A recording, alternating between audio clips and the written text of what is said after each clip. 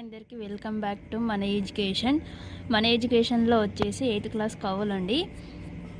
First lesson వచ్చేసి త్యాగనిరతి.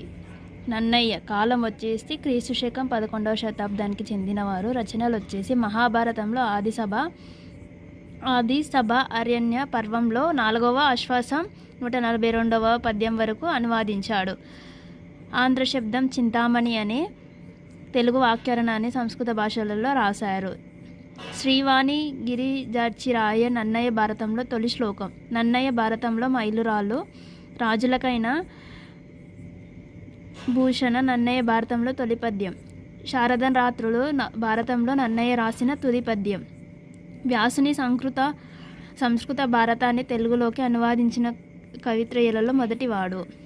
కవితా లక్షణాలు: అక్షరమ్యత, దేహం, ప్రసన్న, కవితార్థయుక్తి, హృదయం, నానా రుచిరార్థాలు, సూక్తి, నిధత్వం, మనస్సు. అనువాదం: స్వేచ్ఛానువాదం, స్వతంత్రానువాదం. శైలి: కథానిక శైలి. బిరుదులు: నాగనశోసనుడు, శబ్దశాసనుడు, ఆదికవి. ఆస్థానం: రాజనాజనరేంద్రుని, తూర్పు చాళుక్యరాజు. ఇతర రచనలు: చాముండిక విలాసం, ఇంద్రవిజయం, లక్షణసారం, రాఘవాభ్యుదయం. తెలుగులో పద్య విద్యకు అద్యుడు నన్నయ్య. తెలుగులో మార్గ కవిత పద్ధతికి అద్యుడు నన్నయ్య. తెలుగులో కథాకథనక శైలి అద్యుడు నన్నయ్య. తెలుగులో స్వేచ్ఛావాదానికి అభ్యుదుడు నన్నయ్య. ప్రక్రియ: ఇతిహాసం తోలిట్టి కథలలే ఇతిహాసాలుంటాయి. రామాయణం, భారతంలను తెలుగులో ఇతిహాసాలను తెలిపాడు. ఎవరు అంటే నన్నయ్య. నెక్స్ట్ సెకండ్ లెసన్ సముద్ర ప్రయాణం. ఎవరు? ముద్దు రామకృష్ణయ్య. కాలం 1907 1985. జన్మస్థలం కరీంనగర్ జిల్లా మాదాని, ప్రస్తుతం పెద్దపల్లి జిల్లా. భారతదేశ విద్యా విధానంలో ఎన్నో సంస్కరణలు తెచ్చారు. నిరక్షరాస్యత నిర్మూలనకు ఈచ్ వన్ టీచ్ వన్ ఉద్యమాన్ని జీవిత చరమాంకం వరకు కొనసాగించిన గొప్ప విద్యావేత్త. ఈయన రాసిన యాత్ర చరిత్ర నా ప్రథమ విదేశీ యాత్ర. ప్రక్రియ: యాత్ర రచన. యాత్ర వలన తమకు కలిగిన అనుభవాలను వివరిస్తూ రాసేదే యాత్ర చరిత్ర. దేశ విదేశాల్లో నెలకొన్న నాటి రాజకీయ, ఆర్థిక, సామాజిక స్థితిగతులను ఇవి వివరిస్తారు. ఏనుగుల వీరస్వామ్య వ్రాసిన కాశీయాత్ర చరిత్ర తెలుగులో వెలువడిన తొలి యాత్ర చరిత్ర ఇదే. ఎవరు అంటే సముద్ర ప్రయాణం నుంచి Muddu Ramakrishnayya. Next third one Bandari Basavanna. Third one వచ్చేసి బండారి బసవన్న. ఎవరు? పాల్వురికి సోమనాథుడు. కాలం వచ్చేసి క్రీస్తు శకం 1160 నుంచి 1240, 12వ శతాబ్దం. నివాసం: వరంగల్ జిల్లా జనగామ దగ్గర పాలకుర్తి గ్రామం. జన్మస్థలం ప్రస్తుతం జనగామ జిల్లా. తల్లిదండ్రులు శ్రీ యాదీదేవి, విష్ణురామాందేవి. బిరుదులు: కవితాచారక, ప్రత్యక్ష భృంగి శావాతరతం, తత్వ విద్యా కల్పి. రచనలు: పద్య కావ్యాలు, అనుభవ పాఠ్యం. సోమన గారి మొదటి రచన చతుర్వేసారం. ఇది శతకం. బసవలింగం మకుటం అని వెనుక శతకం అని పేరు పెట్టారు.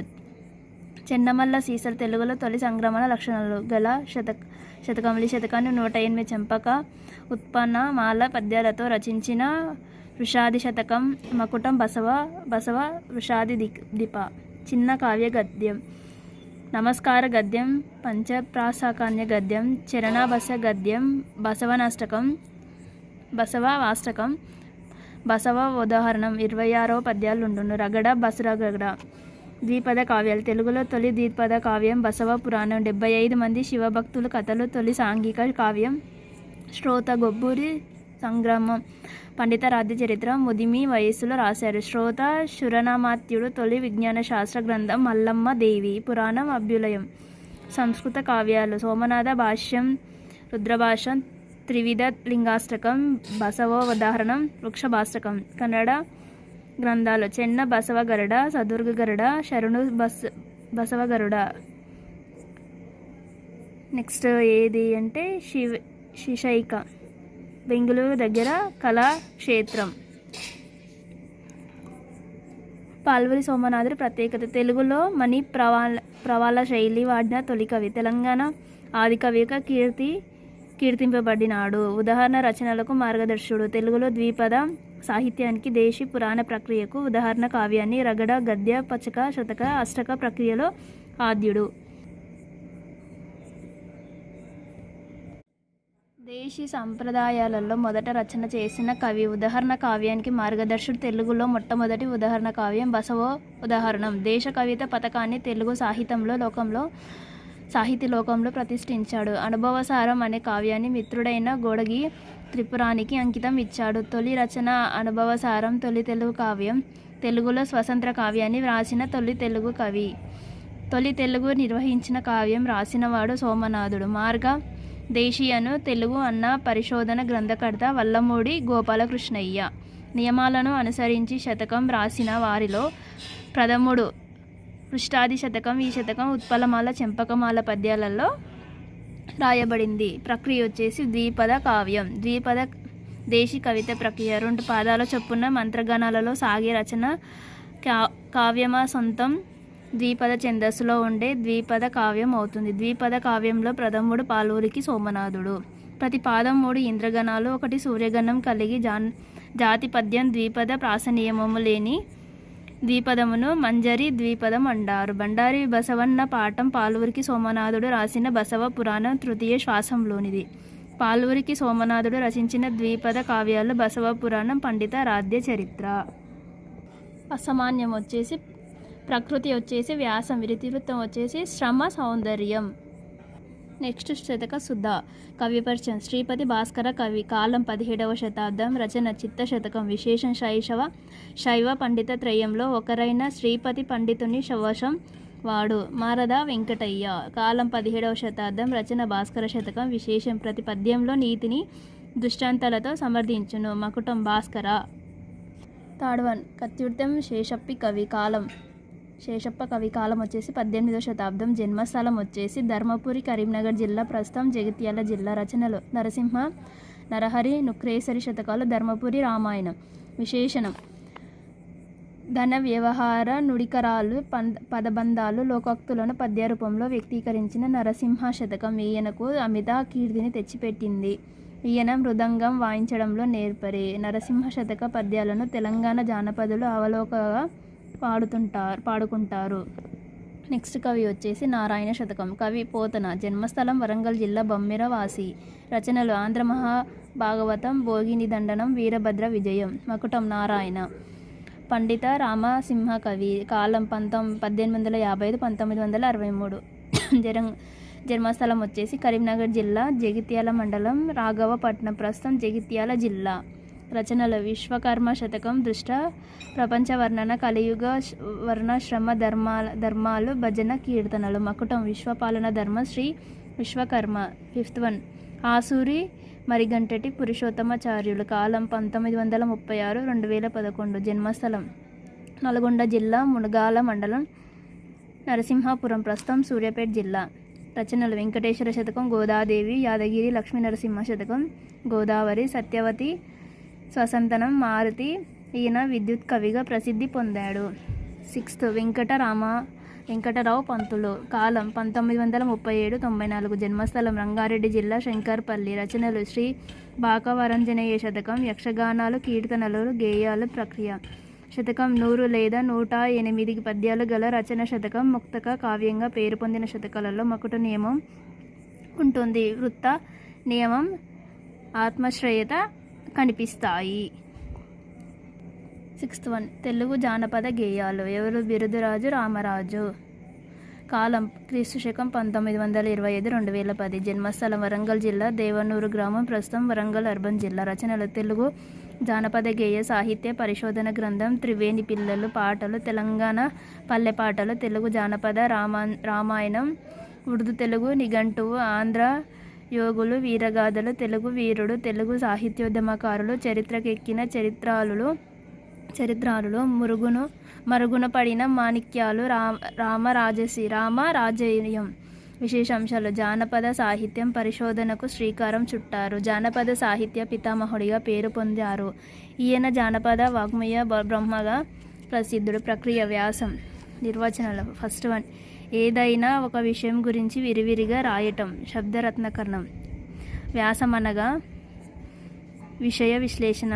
ఐ కామేశ్వరరావు. కవికి గీటురాయి గద్యం అయితే గద్యానికి గీటురాయి వ్యాసం రామచంద్రకు శుక్ల. ఏదేని ఒక చరిత్ర అంశం. ఆంధ్ర వెచ్చ సత్యం. వ్యాసన్ నామాంతరం. హిందీ ప్రబంధ్ నిబంధ్. లలిత ప్రబంధ్ లేఖ సందర్భ్. ఒరియా పంజాబీ మలయాళ నిబంధ్ ప్రబంధ్. వ్యాసం తెలుగులో వివిధ పేర్లు. ఏమేం పేర్లు ఉన్నాయి? వ్యాసానికి తొలి తెలుగు కవులు వివిధ రకాల పేర్లతో సంబోధించారు. ఏవేవి? సామినేని ముద్దు నరసింహారావు. ప్రమేయం 1862. పరవస్తు వెంకటయ్య రంగాచార్యులు. సంగ్రహాలు. కందుకూరి వీరేశలింగం. ఉపన్యాసం నోరి నరసింహ శాస్త్రి. వచన కావ్యం గురజాడ అప్పారావు. వ్యాసం 1910. నెక్స్ట్ వచ్చేసి మంజీర. డాక్టర్ వేమగంటి నరసింహాచార్యుడు. కాలం క్రీస్తుశకం 1930. 2005. జన్మస్థలం మెదక్ జిల్లా సిద్దిపేట. ప్రస్తుతం సిద్దిపేట జిల్లా. తల్లిదండ్రులు రామక్క రంగాచార్యులు. రచనలు తిక్కన్న రామదాసు పద్యకావ్యాలు. మంజీర నాదలు గేయ కావ్యం. వివేక విజయం కావ్యఖండిత.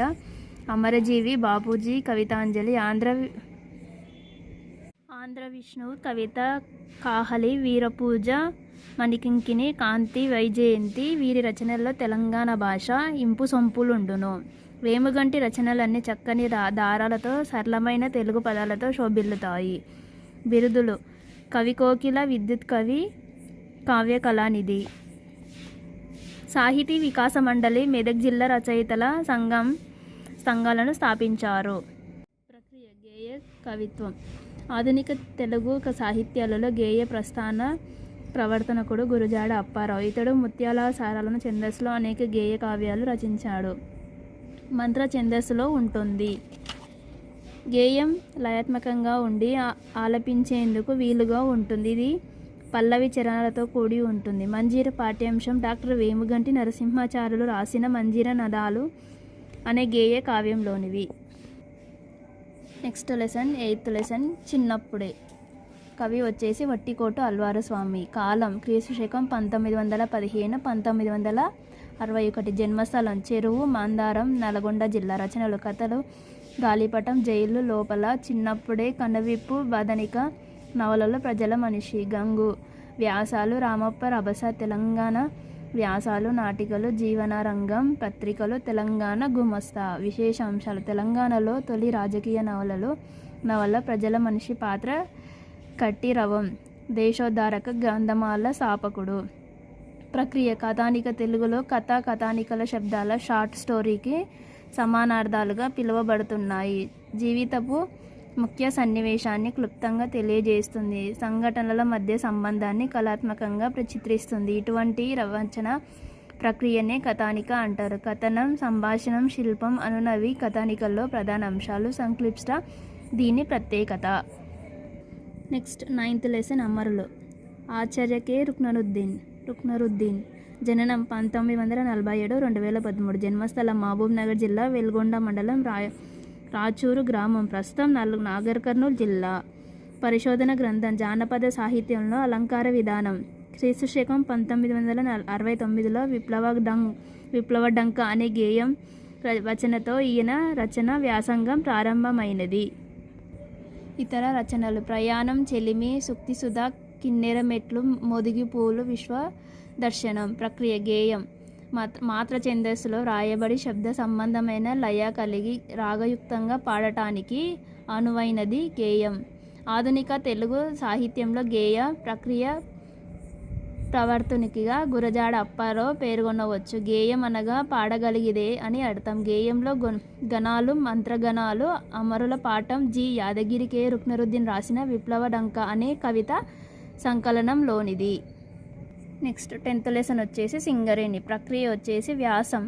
చెప్పవలసిన విషయాన్ని ఆకర్షణీయమైన శీర్షికలతో సముచిత భాగాలను సూటిగా, నిర్దిష్టంగా, స్పష్టంగా విశ్లేషిస్తూ వ్రాయుటను వ్యాసం అంటారు. ఇది వచన రూపం. పద్యానికి గీటురాయి గద్యం అయితే గద్యానికి గీటురాయి వ్యాసం. వ్యాసాలు అనగా గుర్తుకొచ్చేవి సాక్షి వ్యాసాలు. పానుగంటి లక్ష్మీనరసింహ గారు వ్యాసాన్ని సామినేని ముద్దు నరసింహ ప్రమేయం, పరవస్తు వెంకట రంగాచార్యులు సంగ్రహమని, కందుకూరి ఉపన్యాసమని, నోరు నరసింహ శాస్త్రి వచన కావ్యమని వ్యవహరించారు. తెలుగులో వ్యాసం అనేది మొదటగా బ్రౌన్ నిఘంటువులో వాడబడినది. వ్యాసాల్ని పరిశోధన వ్యాసం, విమర్శన వ్యాసం, అభినందన వ్యాసం, చారిత్రక వ్యాసం, సంపాదిక వ్యాసం, వైజ్ఞానిక వ్యాసం మొదలగు భాగాలు కనిపిస్తాయి. నెక్స్ట్ కాపు బిడ్డ 11th లెసన్. గంగుల షాయిని రెడ్డి. కాలం క్రీస్తుశకం 1890 1975. జన్మస్థలం జిడికట్లు గ్రామం, ప్రస్తుతం జనగామ జిల్లా. రచనలు తెలుగు పలుకు, కాపు బిడ్డ, వర్షయోగము, మద్యపాన నిరోధము, ఆరాధన భావం ఈయనకు ఆదర్శం. సహజ కవి పోతన హాలంతో కలంతో సమాన కృషి చేశాడు. ఆదిముద్ర, వచన గణిత రహస్యం, ఆరోగ్య రహస్యం, మద్యపాన నిరోధము. గంగుల షాయిరెడ్డి ఎవరిని ఆదర్శంగా తీసుకున్నాడు? పోతన. ప్రక్రియ కావ్యం లోకోత్తర వర్ణన నిపుడైన కవిచే రాయబడినది కావ్యం. సర్గది భేదములు, అష్టదశ వర్ణముల రసంకాలు పోషించబడతాయి. ధ్వని ప్రధానమైన కావ్యాలను ఉత్తమ కావ్యాలని, వ్యంగ్యం ప్రధానమైన కావ్యాలను మధ్యమ కావ్యాలని, వాచరిద్య ప్రధానమైనది అధమ కావ్యాలని అంటారు. కావ్యం పరిణామాన్ని బట్టి మహాకావ్య, ఖండిత కావ్యాలు ఉంటాయి. నెక్స్ట్ మాట్లాడే నాగలి. పోన్కున్ వర్ణేయ్. కాలం 1910 2004. జన్మస్థలం పోన్కుండం కేరళ. రచన తిరుముచ్చుక్క 1939 24 కథానిక సంపుటాలు, 16 నాటకాలు, 2 కవితా సంపుటాలు, 1 వ్యాస సంకలనం, ఆత్మకథ. విశేషాలు. మలయాళ అభ్యుదయ రచనలతో ప్రముఖుడు. మానవ సంబంధాలు, మనిషికి ప్రకృతిలో ఉన్న అనుబంధం ఈయన రచనలలో ప్రధాన అంశాలు. ప్రక్రియ అనువాద రచన. ఒక భాష నుండి మరొక భాషలోకి మార్చి వ్రాయటాన్ని లేదా చెప్పడాన్ని అనువాదించడం అంటారు. ఒక భాష సాహిత్య సంస్కృతి విశిష్టతలను తెలుసుకోవడం, తద్వారా వసుదైన కుటుంబకం సాధించడం. అనువాదించడం వెనుక గల ఉద్దేశం. అనువాదాన్ని తర్జుమా, అనుసృజన అను పేర్లున్నాయి. వీడియో నచ్చినట్లయితే లైక్ చేయండి, షేర్ చేయండి, సబ్స్క్రైబ్ చేసుకోండి. Thank you all.